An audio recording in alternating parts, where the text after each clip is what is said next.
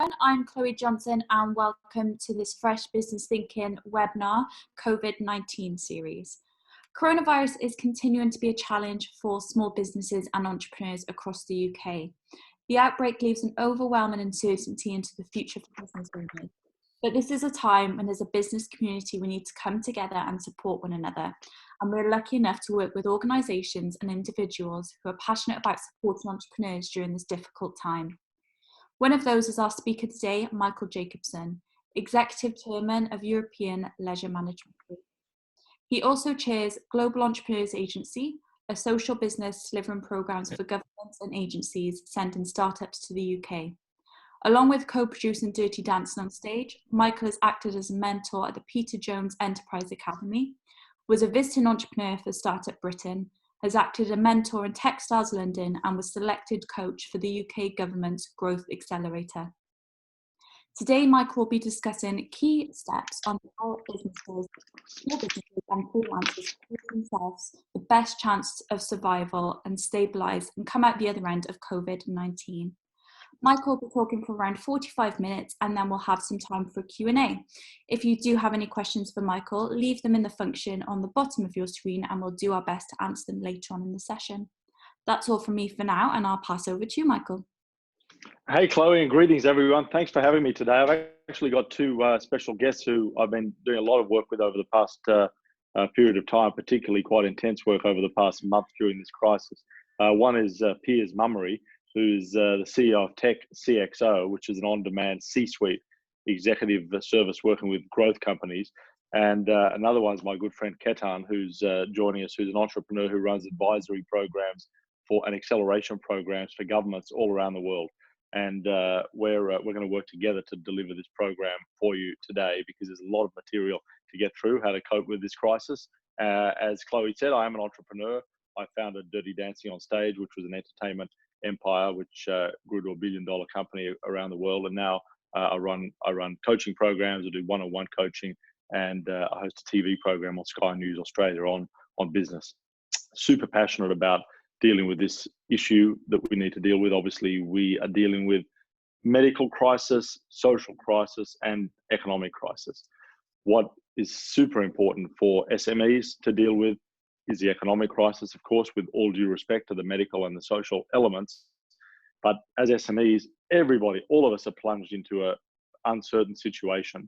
And if we don't pay attention to it now, not only fighting the fires that need to be fought now and dealing with what needs to be dealt with now, but still with one eye to the future, as difficult as that is. But if we don't do that now, we are going to, and you will, anybody who doesn't do that will miss the boat. And suddenly, when the economic tide turns, the opportunities to come out of this will have been missed. Now, I appreciate that a lot of people joining today may be in very disastrous situations. So the purpose of this webinar is not to just paint a rosy motivational picture, because clearly for many, many people, this is a terrible, dire straight situation. So today we'll be painting a picture of reality and how to deal with that reality, and then also how we can adjust our thinking to actually cope with the future, and then start to manage the thought process, manage your day, manage your structure, so that you can actually both deal with the severe problems that may be at hand and change your mindset so that you can actually start to believe and to look to what might happen to your business in the future. Because a lot of companies can come out of this crisis, but it's a day by day, decision by decision situation. And every decision that you need to make now needs to be a quality decision. Not that easy in a crisis time filled with panic, but that's what we're trying to go and get through today. So Piers is going to kick us off with the beginning of the presentation. Great, thank you, Michael, and good afternoon, everybody, and thank you for affording me the time to come and talk to you a little bit about what we're facing. Before we go straight into the sort of detail of this, and because we're limited for time, we're going to dive straight into sort of two key areas, I guess. One is all about protecting the business and bulletproofing things, and then the other side is protecting and bulletproofing yourself. But before we get into that, there are just six very quick things I want to sort of preface this with, which is, there's lots of advice around at the moment from many, many different people. And my views, for what it's worth, I'm probably layering this on to a lot of existing thinking. But there's no silver bullet or wand around at the moment. There's no magic formula. you have to accept the reality of where we're at. Now, for different people, that will be at different stages in your business. For some people, it's total obliteration of their business. For some people, it might be growth. It could be a range of different things. But acknowledge the reality. I think it's fair to say we should be optimistic about the business and we should lean into our challenge that's ahead of us. There's a lot of good things that will come out eventually. But right now, it's about prioritizing your needs and actions in your own business. And there are really 5 things I'm focusing on in my business: people, cash, clients, marketplace, and my supply chain. It may be different in your own business, but focus on those. I'm going to talk a lot about sort of funding and cash and sales growth here, because this is really what is very critical at the moment. As Michael has said, it's time to be quality in your decision making, but be decisive. Make decisions in your business. Take tough decisions now. Communication is critical. Talk to people, talk to your staff, talk to your customers, talk to your suppliers, talk to your colleagues, but don't be a stranger in this.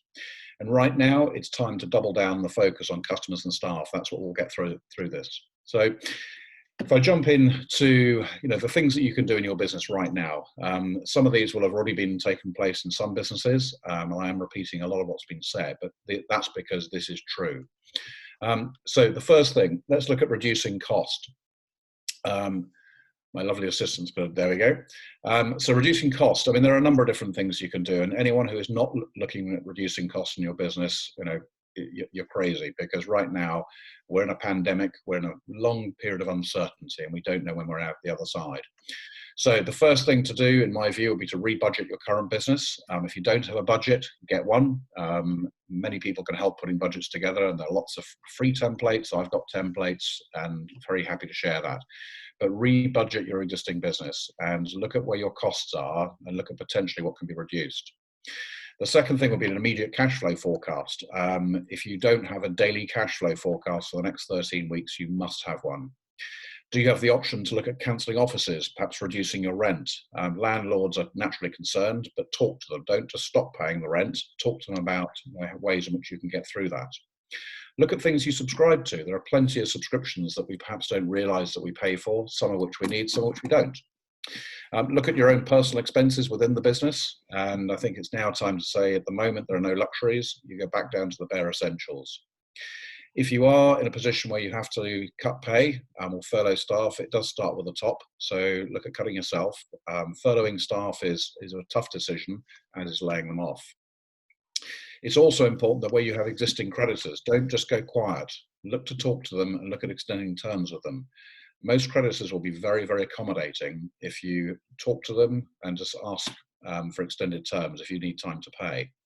The government's done this, so HMRC have deferred VAT and PAYE, and of course rates holidays. So there are lots of things you can do in the business to reduce costs. Now, some of this may not be enough. The second part of this now is if you have reduced costs to the maximum, what else can you do? Well, we need to look at some of the funding options in the business. So, Kat, if you go on to the next slide. There we go. So look at increasing the funding in your business, and there are lots of different ways you can do that. There's a lot of speculation and commentary around the government support assistance. First and foremost, can you loan the business money yourself? Do you have any personal savings or personal reserves? Many people don't, and I appreciate that. So let's look at other alternatives. Let's look at things like invoice financing, which is a very short-term, easy way to pick up by somebody basically paying you out on the invoices you've got outstanding. Appreciate that only works for companies where you raise invoices and not necessarily for retail or consumer businesses. One of the biggest areas, the CBILS government scheme, is out there. There's been mixed reports about it. I've got a very passionate view around the CBILS loan, which is it is there to be borrowed, but you have to be a decent business in the first place. I'm doing a number of CBIL loan applications for clients at the moment. And I'm working with the bank and with the owners of these businesses, but it's not free money. So you have to go through a process to do that, but it's a very good scheme. And if you can demonstrate you've got a good underlying business, the chances are you'll get a loan. Don't also forget grants. The grant process is quite a few. Innovate UK have got a number of schemes. I'm doing 2 grant applications at the moment for a client. And that's a great scheme. There's one right now, unfortunately the deadline is Friday, where you can apply to the government for some innovation that you can put forward to develop a project to support the pandemic we're going through. It's great. For those of you who are in the startup business, perhaps you've got existing shareholders and you've raised finance from angels or maybe from VC. Go back to your existing shareholders. Most of these these investors will be keen to support your business. New investment's going to be tough for a little while. There are not that many people who are openly lending until the uncertainty dies down. But in all of those events, to increase funding, you're going to need to put a business plan in place. You need to have a budget and you need to have a cash flow forecast. So that's what you can do on increasing funding. I won't dwell on this third part for too long because I want Michael to talk a lot about the mental framework for this. But this next section here is about growing sales. For me, I'm an optimist, I'm an entrepreneur. I've been for 25 years and I choose immediately to lean into my business. I do hold faith in this. You know, I'm an optimist, we will get through it. It won't be easy and there will be some casualties along the way. But now is the time to use this time to prepare and build your pipeline. If you are a business-to-business company, it's going to be easier to build pipeline opportunities, less so for consumer businesses because they're more reactive. But I was talking on a session this morning with Kat and we were discussing about relationship building, and now is a perfect time to start building relationships and finding new channels to market. You know, act and focus fast. You know, there's no time like the present. We're all locked in our homes. You know, we've got time, so spend the time on things that you can actually action around growing relationships. I've heard a lot of discussions around pivoting your business model. That may well be the case for many people. There are challenges with that. You know, think very carefully before you pivot your business. You know, people are talking about moving from a transaction business into a subscription business. It can be done, but be careful you don't jump too quickly. Perhaps there are opportunities to reprice, to put deals together for customers. Importantly, look at the proposition you've got currently. The mindset of people, which Michael's going to talk about, is very disrupted at the moment. So you have to think about how you present your proposition to people. Whereas before you should be, you know, relatively straightforward with the proposition. Right now, people's mindsets are in a very different place to where they were. You know, people are scared. You know, people are not in the mood for buying necessarily. So you have to think carefully about how you position your proposition and your messaging. Have a look at the sales and marketing toolkit that you've got. You know, we have an extensive array of digital tools available to us, but look at the things and the materials that you put out to people. And importantly, look at your audience. You know, has your core audience changed? And it's only been a month since lockdown, but you know, there's an awful lot of change that's gone out there. But now is a good time to grow sales, and I would urge anybody who's looking at, you know, getting into the sales growth mode is to start putting a business plan together for this. On the right-hand side is a typical framework for a business plan. And this is as much a useful document for yourselves as it is for your outside stakeholders. But it's often a very good idea to write this stuff down, you know, give yourself the best chance possible.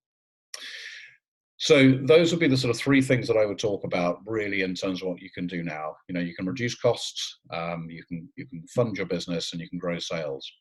There is one massive component that supports all of this. And, you know, and I'll be open and honest about this. I've struggled with this. I know many people who have.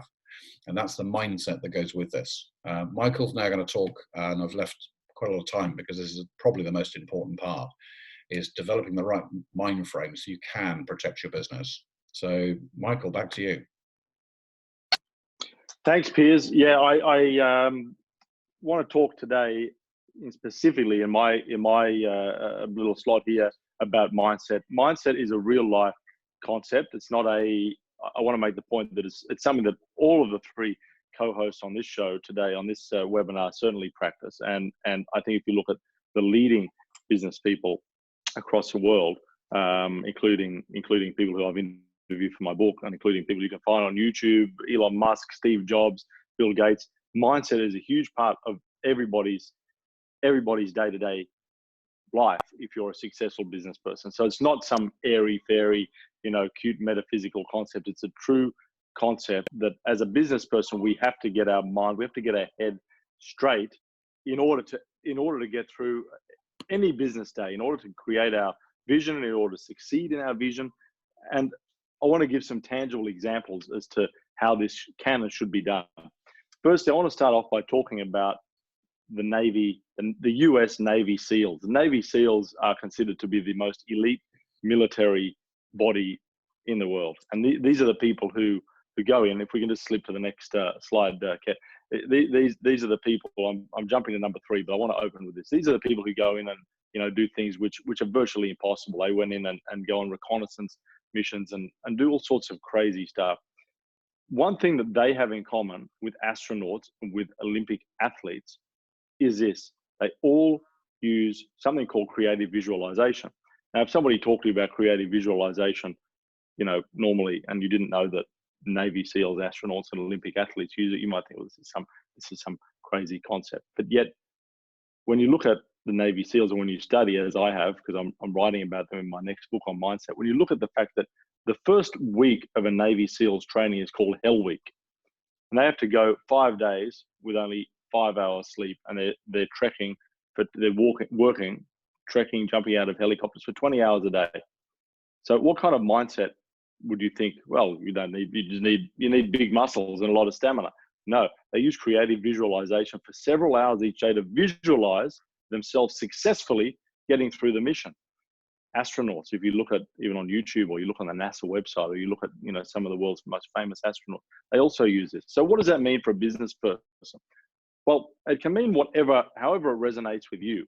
At the extreme example, if you're into yoga and meditation, it can mean something more extreme. You can sit and work and meditate and focus on where you might want to be. But in a more simplistic scenario, if you're stressed out and you're in the middle of preparing budgets and going through all the hardcore real life stuff that we've just discussed that you have to do, what it can mean is this: focus on your vision. Remember what the vision is why did you even start this business? You got to get into the right frame of mind and remember what your business has as a vision, where it's going, and why do you even feel remotely passionate about continuing. We might say, well, I'm not so passionate. I'm passionate about eating at night. I'm lost all passion for focusing on the business into the future. I just want to eat, and that's good. That's okay. But you need to we need to try and inject some more passion into the business so it ceases to become transactional. We've got to try and move out of this sort of severe phase and inject some passion into it, and then focus on your vision. You want to be, how do you want to be positioned in your industry? And the more you can do that, and the more you can get into that headspace, even if it's for 5 minutes a day, ideally it would be for a lot more than 5 minutes a day, but the more you can do that, the more you'll be able to achieve what you're focusing on. You'll be able to have more passion. You'll have renewed passion, renewed focus, and renewed energy to go through all of the transactional elements that we've just discussed. If you're just focusing on them alone on one side, and then you've got the news on the other side, this will just continue to bombard you with stuff which is not going to be inspirational, especially with the news. And therefore, I encourage anybody, we don't have time to go through it in any more detail today, but I encourage anybody to look at creative visualization. The second thing, which is really important to look at, is the 1% rule. And if you look, there's some fantastic, I think there's even a TED talk from a fantastic speaker, a gentleman by the name of James Clear, who's a multi best-selling New York Times author and a fantastic authority on this subject. He introduced this really interesting concept, the 1% rule. And that is, what if you actually try and get 1% better at one of the core elements of your business each day? Most of us just dive in, we open the computer in the morning, now we don't even leave the house, put down the coffee or tea, open the computer, and just get taken over by the onslaught of whatever it has to do, whatever we have to do that day. Emails that have come in from overnight or from the day before, the contents of other people's to-do lists pouring into our computer. We're stressed out. We just watch the news. We're pretty worried about the state of the business. You might be worried about the state of your cash flow. And you then think, well, I don't want to get better. I just want to survive. But what if, for example, Piers has just talked about quite a lot of important concepts, one of which is cash flow and managing the actual financial aspect of your business. What if that's not your area of expertise? Might not even be your area of interest. Now, I don't know. I know we've got quite a lot of people that are coming online today and that also will be watching these replays. And I dare say they'll be from all sorts of sectors. But not everybody is an expert by any means in financial areas. And of course, speaking to an accountant or even speaking to an expert in that area it's not viable. It may not even be feasible. What if you tried to get 1% better each day at that particular area, or at marketing, or at whatever it is which is not your dominant skill set? Imagine how, even in real life, but imagine how when we come out of this quarantine, if that 2 hours a day that you normally spend commuting somewhere, to spend 20 minutes of that getting better. It's a really interesting concept, and I encourage anybody. I'm using it, and I think it's really well worthwhile, because that way you can refine and put a shine to the rough edges, and then come out a better business person. And just the actual capacity that you will have, and the fact that you've improved one area of your business, nous, which was slightly weaker, will actually supercharge you as an entrepreneur and as a small business owner, and supercharge your business going forward. Number 4 is I've put a slight typo there, I apologize. It's supposed to be bend reality. And what I mean by bend reality, I don't know if anyone's ever read the biography of Steve Jobs by Walter Isaacson. There's quite a number of mentions in that book, in quite great detail, about how Steve Jobs believed that he could bend reality. Again, this is a kind of concept that if somebody just told you on the street, you might think they're crazy and walk away. But Steve Jobs actually predicated his whole business renaissance with Pixar, and his whole business renaissance with Apple Mark II, when he came back, on bending reality. Now, what does bending reality mean? What bending reality means is this: there's 2 paradigms with how we think. We've got a right brain or a left brain, or in simple terms, you've got the capacity to innovate and the capacity to execute. Right now, we've got to be, as a small business owner, you've got to be expert in both all the time. But the capacity to execute is one where we can be naturally drawn into most of the time. It's very easy to respond to those thousands of emails. It's very easy to get bogged down in the detail and to think, well, I'm going to work 20 hours tomorrow responding to emails, writing up, doing things, hard work. Now, yes, hard work is important, but it's when you're innovating, it's when you get into that innovating headspace, which ties back into the visualization element, and we're coming at it from a different angle now. When you get into that innovation mindset, that's where the magic happens, because that's where you come up with these groundbreaking ideas like Piers was talking about, how to pivot your business. Now, if you're in the middle of sending thousands of emails and trying to construct a cash flow and deal with suppliers and clients canceling, you're really not going to be in the headspace at that particular hour of the day to be thinking about pivoting. But what if you then dedicated a couple of hours in the afternoon to pivoting? And let's call it like Steve Jobs called it. Let's call it bending reality. What it really means is looking at the reality of where your business is. And at the moment, the majority of everybody in a small business situation, the small business world, is not in a great situation. It's looking at that. How can we bend that? How can we twist it? How can we get 2 + 2 = 6? Again, this requires getting into the right mindset. But if you can do that, and if you can extract yourself, and you might say, well, I can't afford that. You can't afford that time, but you can't afford not to. You have to extract yourself from the day-to-day grind and try and get into that innovation state of mind. And that, again, is how you can, as Steve Jobs said, bend reality. I'll skip back to number 1 now, the power of flow. Now, one surefire way that you can go from the execution mindset and the stressed out mindset into the visualization mindset, into the pivot mindset, into the bend reality mindset, is by getting into flow. Most of us are all too familiar, probably right at this very moment, with the fight or flight response. Fight or flight is a biological response that everybody's body goes into when you're stressed out. And for most of us, for most people, this lasts constantly. It's certainly for the last 4 or 6 weeks, I would say that the majority of the world's population have been in this. It's where you're stressed out, you can't really focus on things, and you're really in panic mode. In order to really be creative, and we need to accept that things are as they are now, and we've got to try and extract the most value for the business, for ourselves, and for you going forward. Flow, we should investigate flow. Now, flow is also a biological terminology, and it's a biological state. It's actually it's a state that's the diametrically opposed state, the exact opposite state of fight or flight.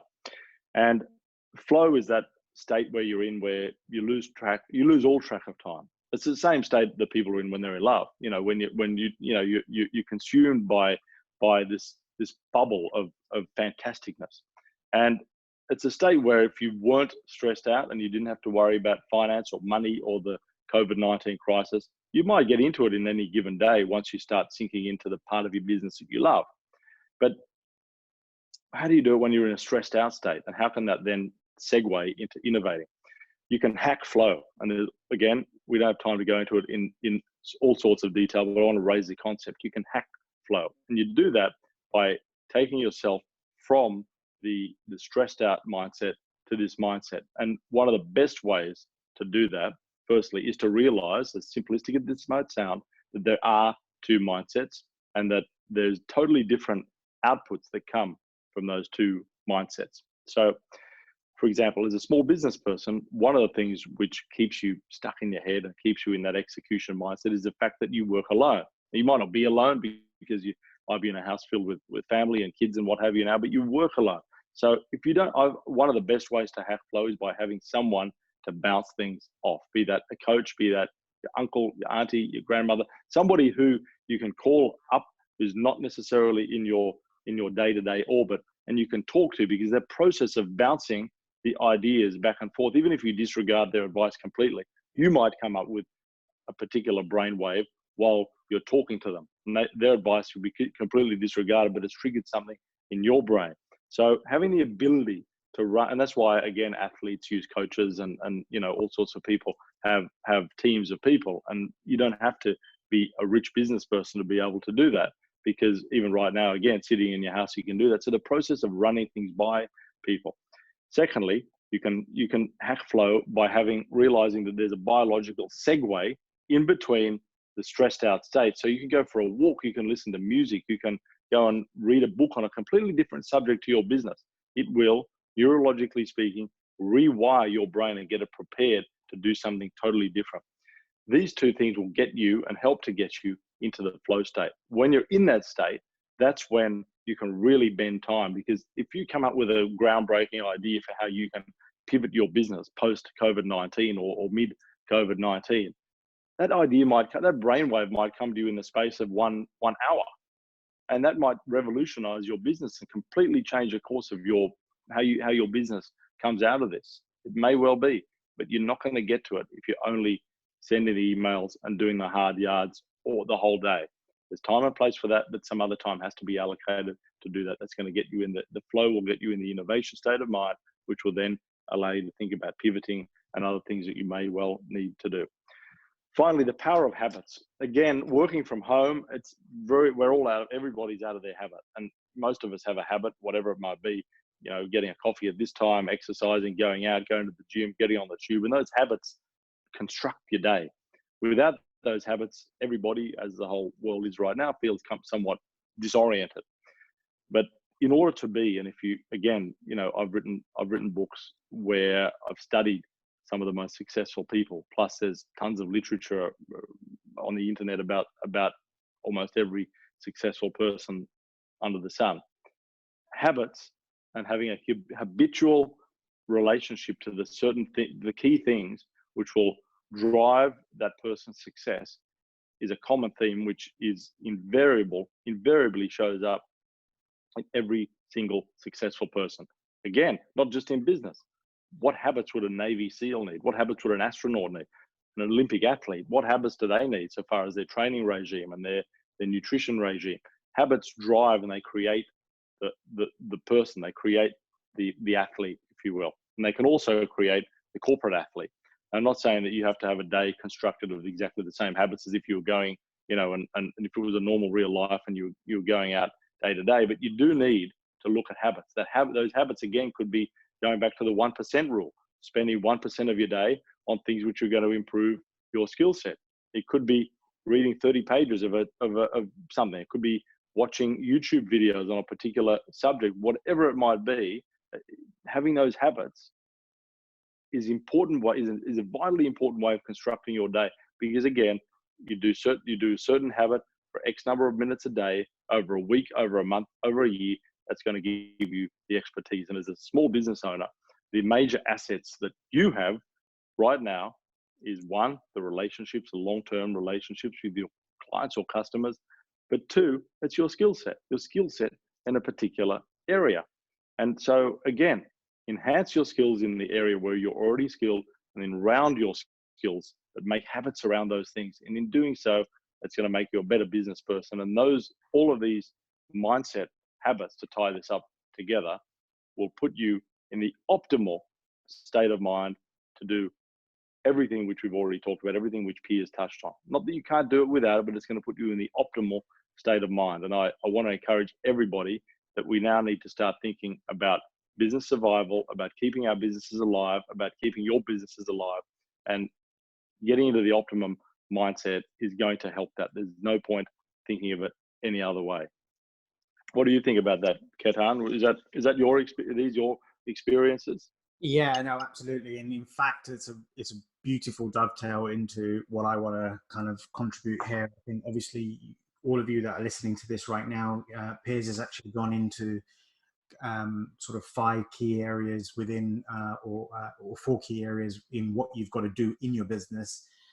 Michael's been talking very much around the mindset, and it is incredibly powerful. If you don't have that mindset in place, whatever you're going to do moving forward is only going to be as effective as the mindset that you have. So you've got to believe in everything that you're doing. You've got to understand this. And it's not something that you've got to do in isolation. That's the first thing that I've got to say is Michael's already set out this whole thing of asking and bouncing ideas and things off.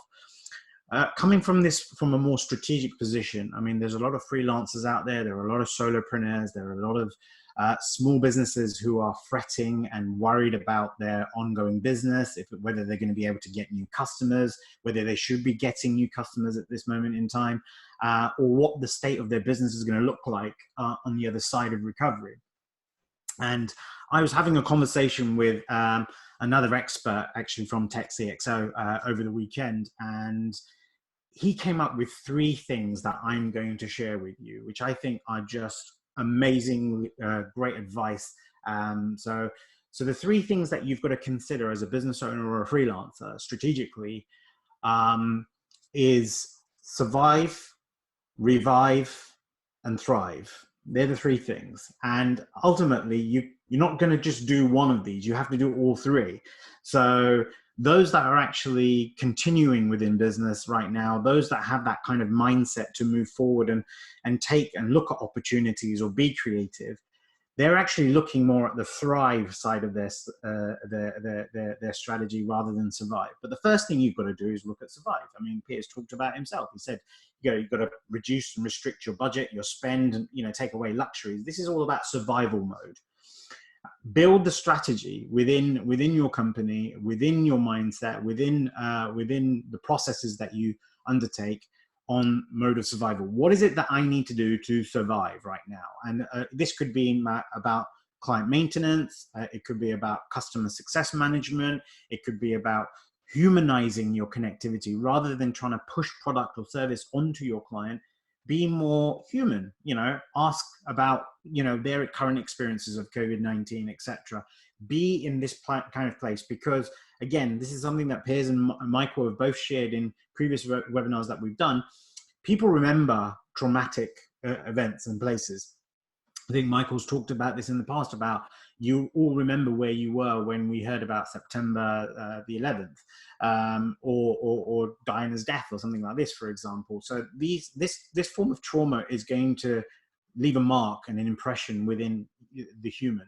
And I think that at the same time, they're going to remember who was around, what they were doing, and how they were helping through this kind of process. So the first strategy that you really got to think about here is your survival strategy. What does it take, or what do I need to do just to survive?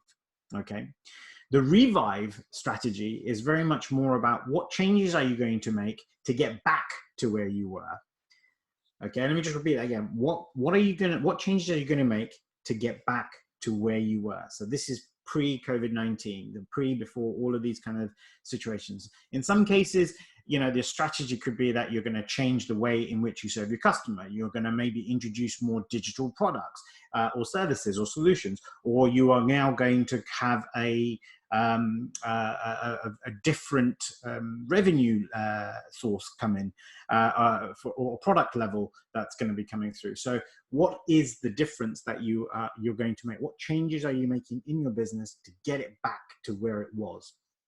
And the third area is more about thrive. It's really about, okay, how do I grasp this opportunity? What is the opportunity for me or my business or what I do in today's climate and environment? So we were talking about this only on the previous earlier webinar. Piers and I were talking about the fact that the airline industry, the travel industry, the restaurants industry, they tend to be quite redundant at this moment in time with COVID and the restrictions in travel. But then think about nails, hair, beauty, fitness. All of these industries are restricted and limited to what they can be able to do.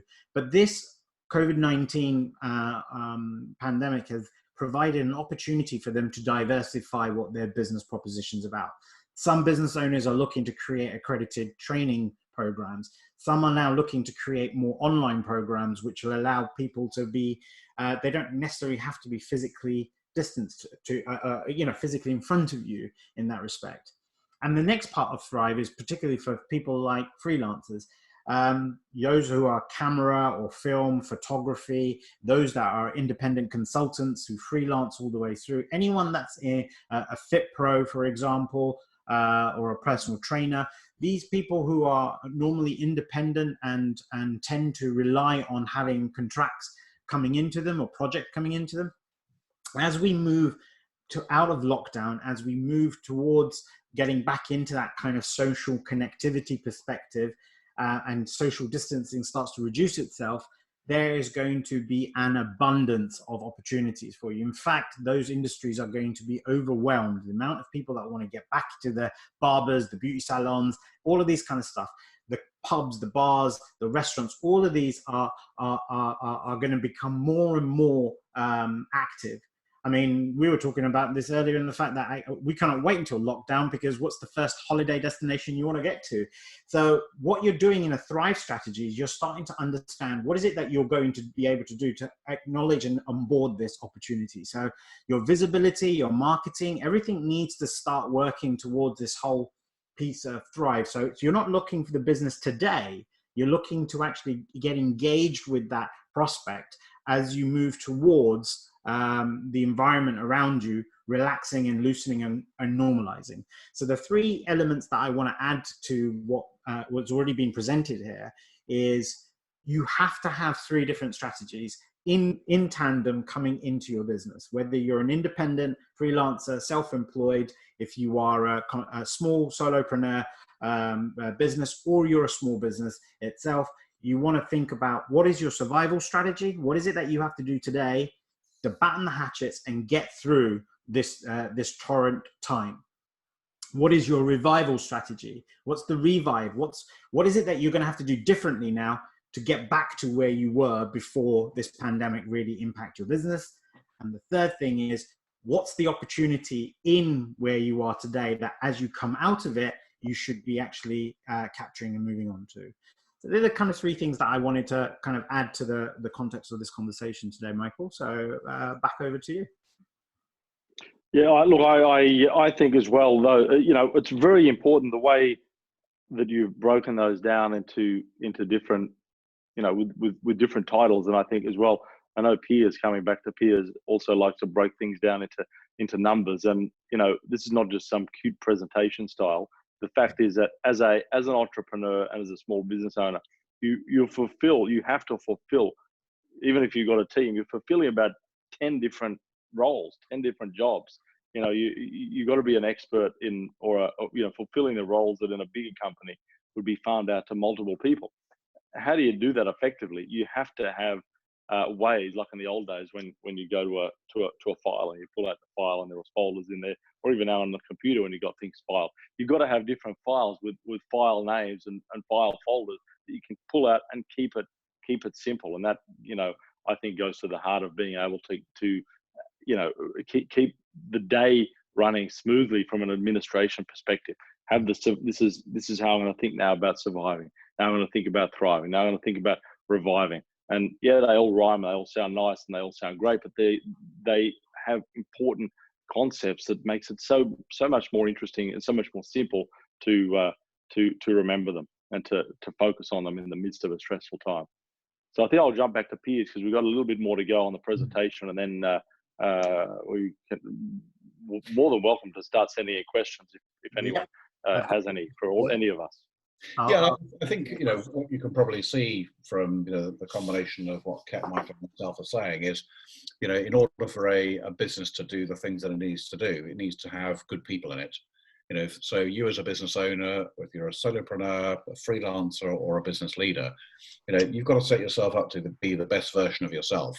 And what Michael's talked about there is absolutely critical. Your mindset is absolutely the key to unlocking this. Businesses need good leadership. You've got to have skills, but the ability to execute will come down to the quality of your thinking.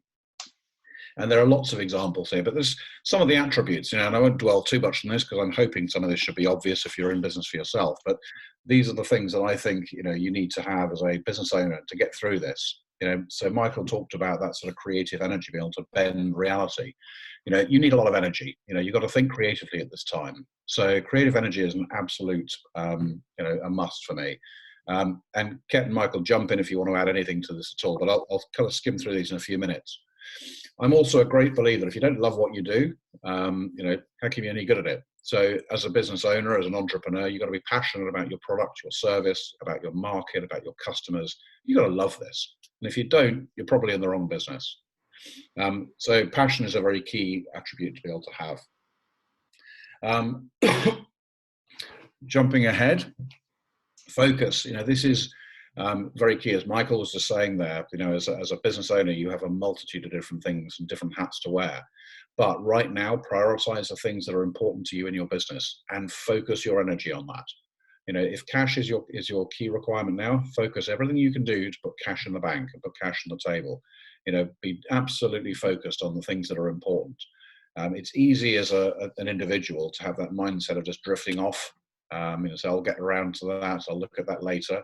But right now, find out the things that are important and focus all your energies onto that. Desire, this is quite interesting. It comes back to that fight or flight mentality. Getting into the flow mode. If you want to succeed, you can. But if you don't want to succeed, you can. You are the sum of your thinking. So in my view, for my business and my position, I've got real passion and desire to make a success of this. There are some superb opportunities ahead of us. I'm holding that optimism, holding that faith, and I will work towards that. I'm leaning into my business. And that desire has got to come from, it comes from the heart. So you've got to have desire in what you're actually doing. If you don't want to do it, it won't work. This is a key one, and it sort of focuses around focus, but discipline, actually having the discipline to do this.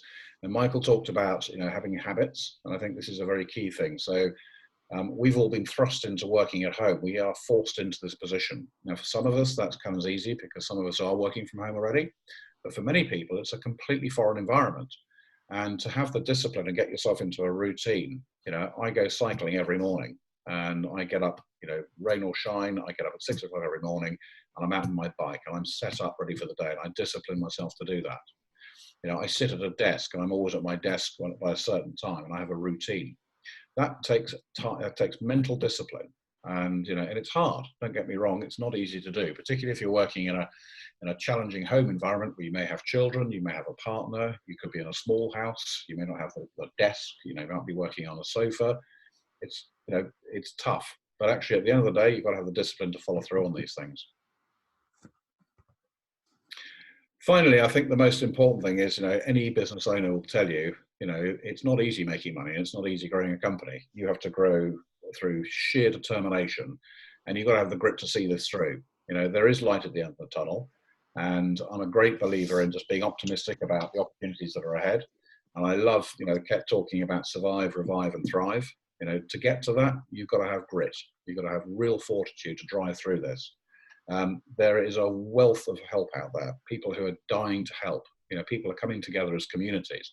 So, organizations like Fresh Business Thinking, there's such a network of individuals in these groups who can help you. So reach out, ask questions. If you don't ask, you don't get. And I'm happy to help anybody, and I know Michael is, and I know Ket is as well. But make sure you've got the grit to see this through and come out the other side.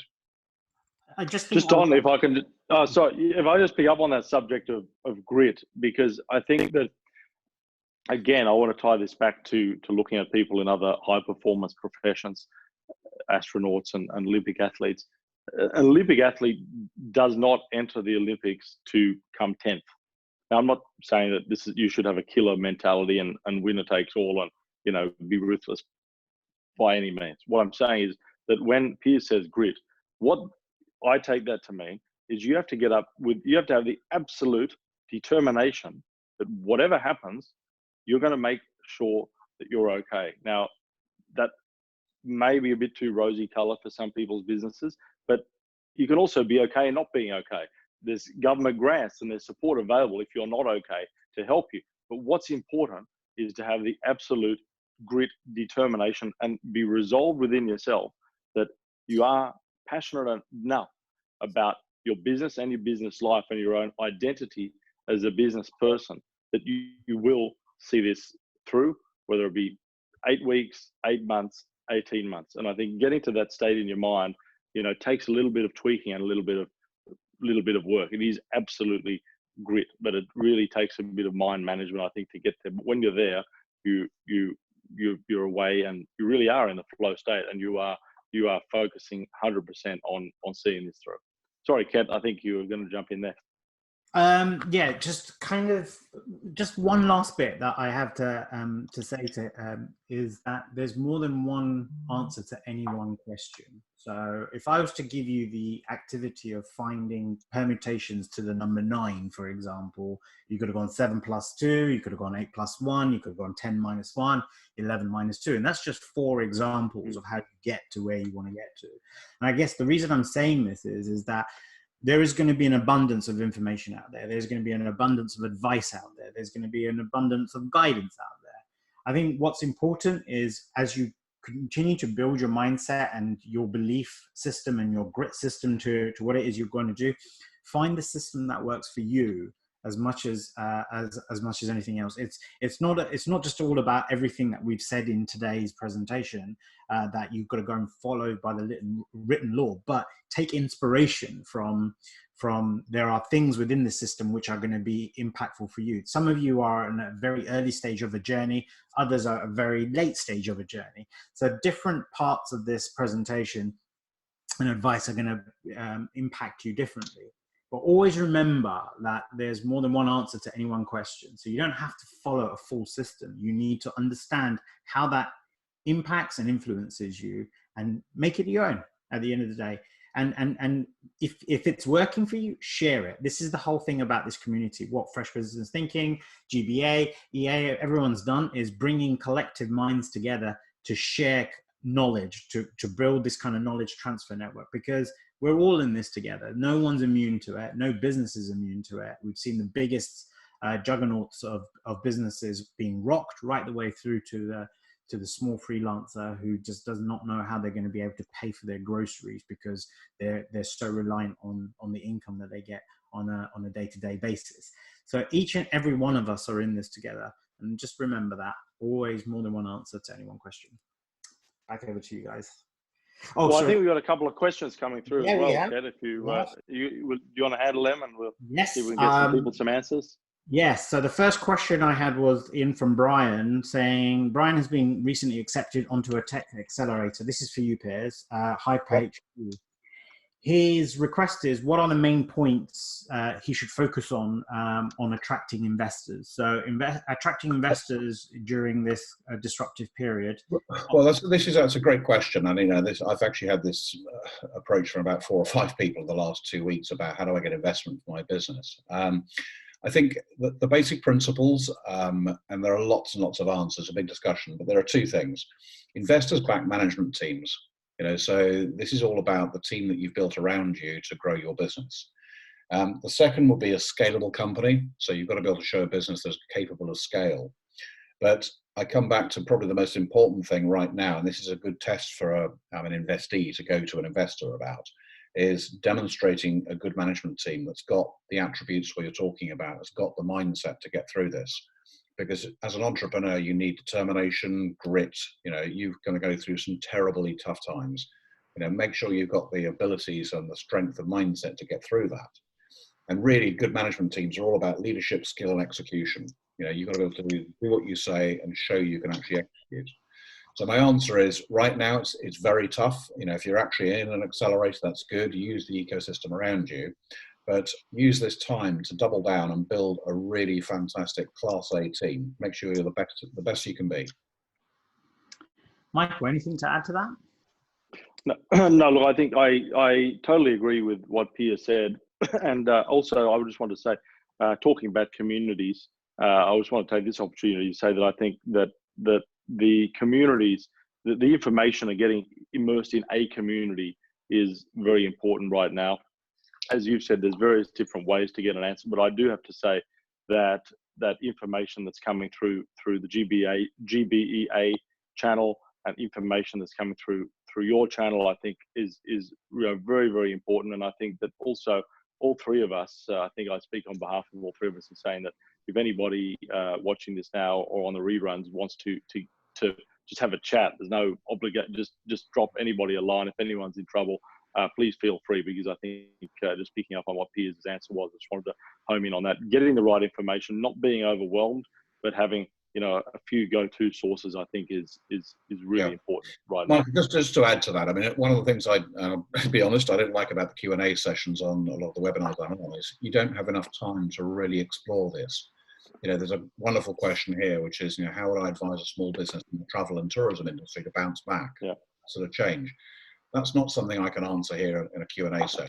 But what I would say is I'm very happy to have a call for 20 minutes, half an hour, and get anyone I can to kind of help, because that's not an easy question to answer. It's a tough question because you're in a tough position, but I'd be happy to take that offline.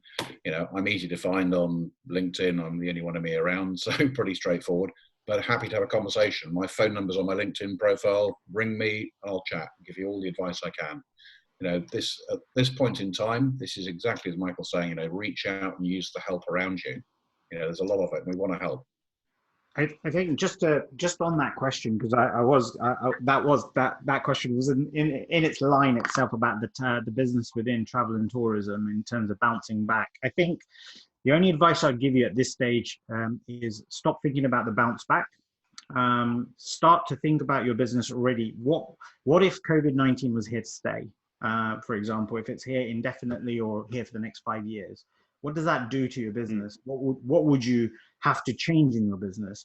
The next thing to think about is you need to start to think more strategically about what will life look like in the travel and tourism industry after we get out of recovery. So if you think about it, a lockdown goes, then there's going to be this whole social distancing measure, then there's going to be this whole prevention measure of making sure that we don't re-contract the virus before there's really any confidence that comes back in.